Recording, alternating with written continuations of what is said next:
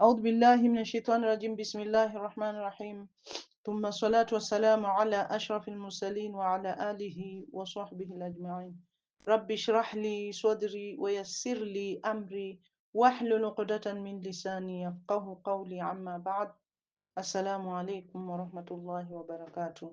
Leo hii tutaendelea na darasa yetu na nitazungumzia kuhusu utukufu wa itikafu katika mwezi huu mtukufu wa Ramadhani. Dada zangu katika imani, neno itikaf kilugha ni kujilazimisha na jambo fulani, na kujifunga nafsi yako juu ya kulifanya jambo hilo. Ama kisheria, maana ya itikaf ni kujilazimisha kukaa ndani ya msikiti kwa ajili ya kumwabudu Allah subhanahu wa ta'ala. Dada zangu katika imani, inaruhusiwa kisheria kwetu sisi Waislamu na waliokuja kabla yetu kufanya itikaf, kwani amesema Allah subhanahu wa ta'ala katika Quran Suratul Baqara aya ya 125, إذ جعل البيت مثابة للناس وأمنا واتخذوا من مقام إبراهيم مصلى وعهدنا إلى إبراهيم وإسماعيل أن طهر بيتي للطائفين والعاكفين والركع السجود.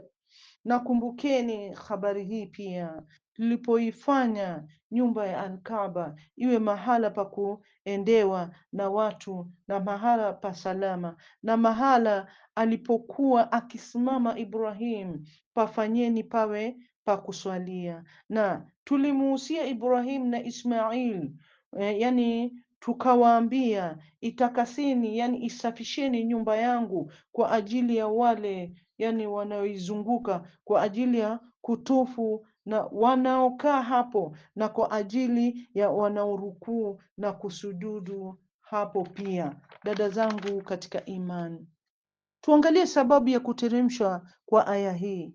Wattakhidhu min maqami Ibrahima musalla, nafanyeni mahala pa kusimama Ibrahim kuwa ni mahala pa kuswalia. Yani ni pale, dada zangu katika imani, Umar radhiallahu anhu alipomwambia Mtume sallallahu alaihi wasallam, leo tungelifanya sehemu aliyosimama Ibrahim alayhi salam kuwa ni sehemu ya kuswalia. Kisha baada ya hapo ikateremka aya hii. Ama katika hadith kamili iliyoripotiwa na Bukhari kuhusu aya hii kutoka kwa Umar radhiallahu anhu, amesema kwa Mola wangu ameniwafikia mambo matatu. Nilisema, ewe Mtume wa Allah, lau tungefanya sehemu aliyosimamia Ibrahim kuwa sehemu ya kuswali. Ikateremka aya, wattakhidhu min maqami Ibrahima musalla, nafanyeni mahala pa kusimama Ibrahim kuwa pahala pa kuswali. Na aya na pili ambayo kwamba katika yale ambayo kwamba mambo ambayo kwamba Allah subhanahu wa ta'ala alimwafikia Umar radhiallahu anhu, jambo la pili ni aya ya hijab. Anasema Umar radhiallahu anhu, nilisema Mola wa Allah, ewe mtume wa Allah, yani nilisema ewe mtume wa Allah, ungewaamrisha wake zako kujiwekea hijab, yani kizuizi kutokana na waume, kwa sababu watu wema na waovu wanaongea nao, kwa sababu yani ya watu wema na waovu yani wasiongee nao. Ikateremka aya ya hijab kwa wanawake katika Surat An-Nur aya ya 31. Na jambo la tatu ambayo kwamba Umar radhiallahu anhu anasema kuwa Allah subhanahu wa ta'ala alimuwafikia nayo, jambo la tatu la kwanza, tumesema jambo la kwanza ni nini?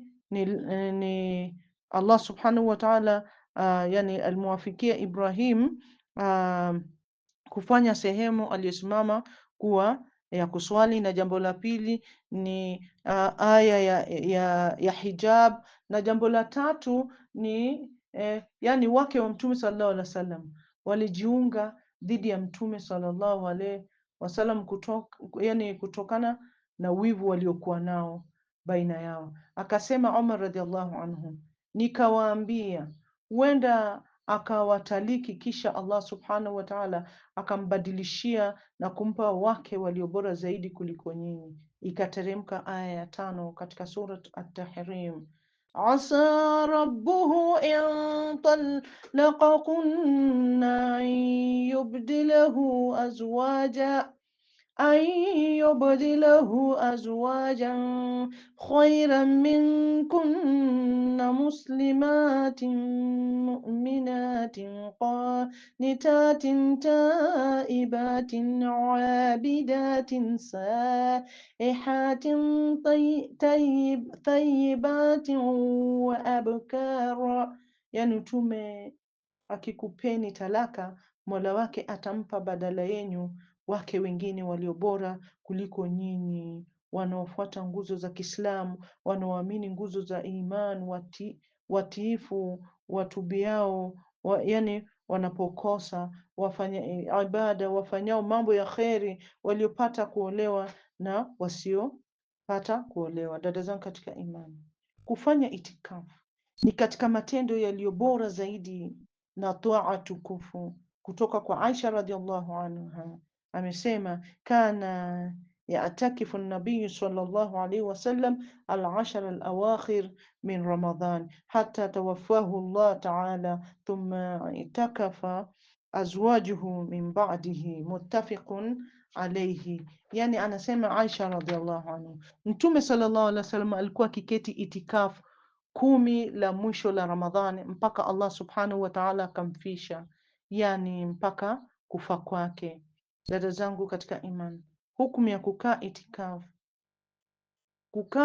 yani kufanya itikafu ni sunna wakati wowote ule, na ubora wake zaidi kuifanya ni katika 10 la mwisho la mwezi mtukufu wa Ramadhani, kwa sababu Mtume sallallahu alaihi wasallam alidumu katika kufanya itikafu kwenye 10 la mwisho wa mwezi wa Ramadhani. Haya yanapatikana katika kitabu cha Zadul Maad. Dada zangu katika imani, masharti ya kukaa itikaf, kwanza kabisa, miongoni mwa masharti ya kukaa itikaf, kwanza kabisa ni kutia nia. Yani mwenye kufanya itikaf yampasa kutia nia ya kujilazimisha kukaa ndani ya msikiti kwa lengo la kujikurubisha kwa Allah subhanahu wa ta'ala na kumwabudu kwa kauli ya Mtume sallallahu alaihi wasallam, innamal a'mal binniyat, yani hakika kila amali ni kwa nia ya mtu. Haya yamepokewa na Bukhari na Muslim.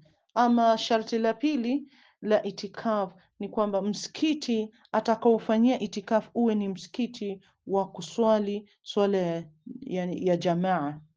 Haifai kufanya itikaf isipokuwa msikitini kwa kauli ya Allah subhanahu wa ta'ala katika suratul Baqara aya ya 187, wa antum aakifuna fil masajid, hali ya kuwa mumekaa itikafu msikitini.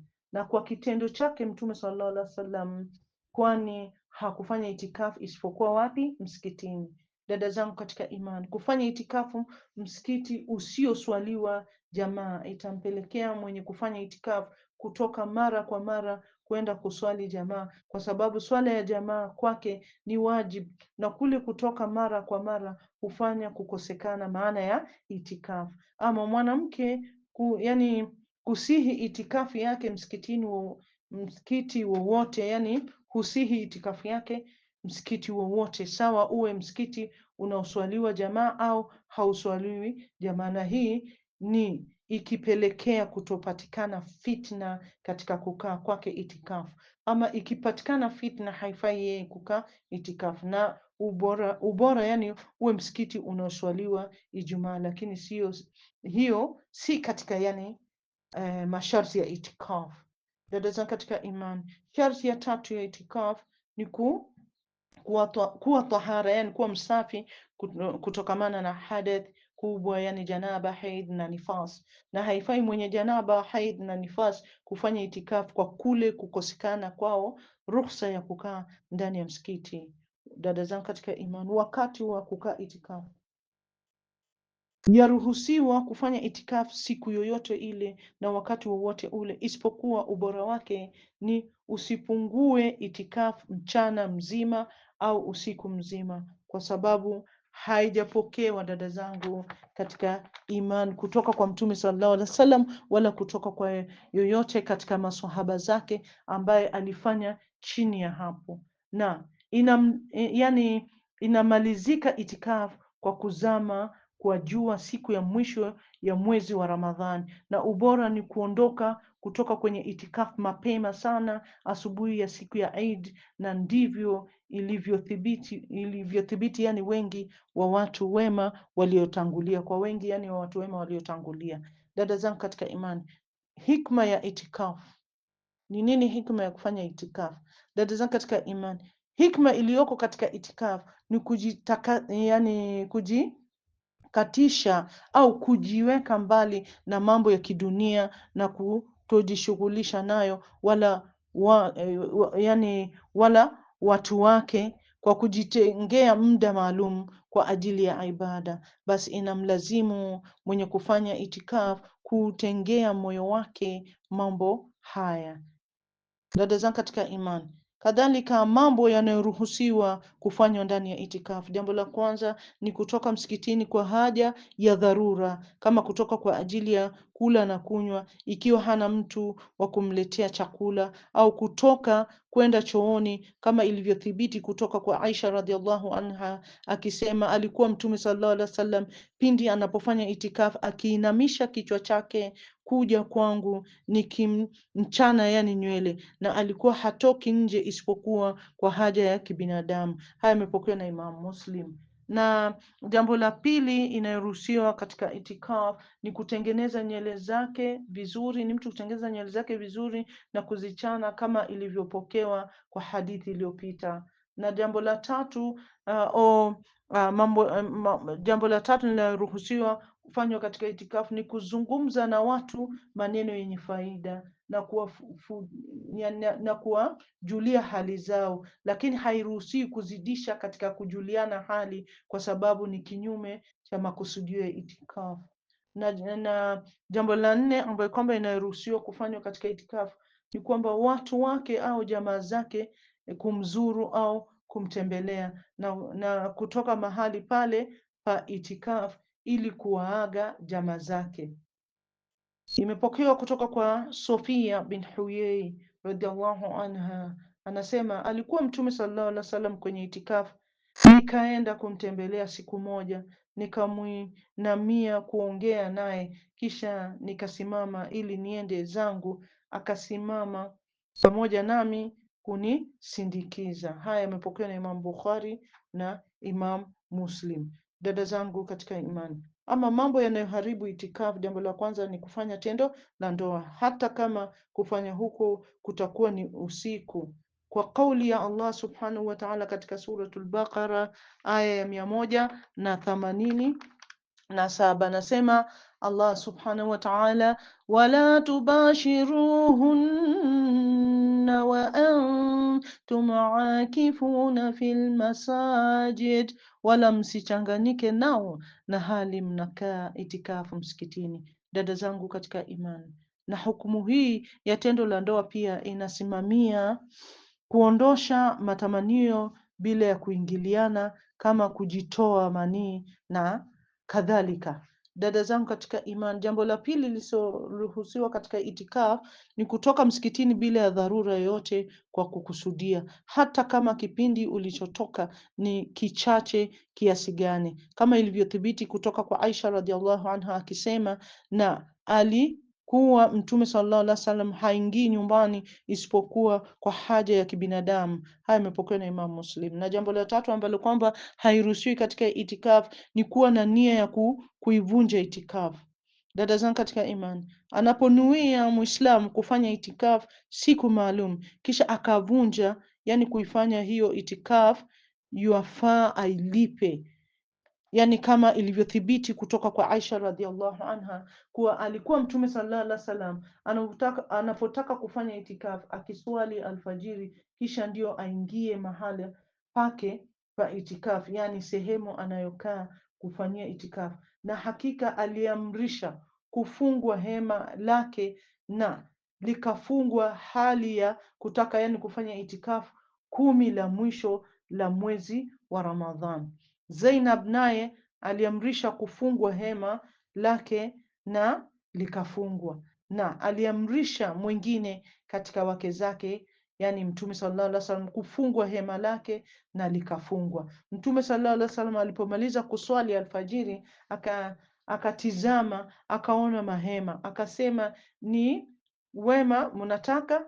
Akachukua hema lake akalinyanyua, yani akalikunja kunja lile hema lake, na akakaa itikaf katika Ramadhan mpaka 10 la kwanza la mwezi wa Shawwal. Haya imepokewa na Imam Bukhari na Imam Muslim. Dada zangu katika iman, ama jambo la nne linaloharibu itikaf ni kwamba mwenye kufanya itikaf hatembelei mgonjwa wala hasindikizi jeneza, na yuabaki kufanya ibada mahali pake pa itikaf. Wallahu a'lam wa shukran jazila wa barakallahu fikum.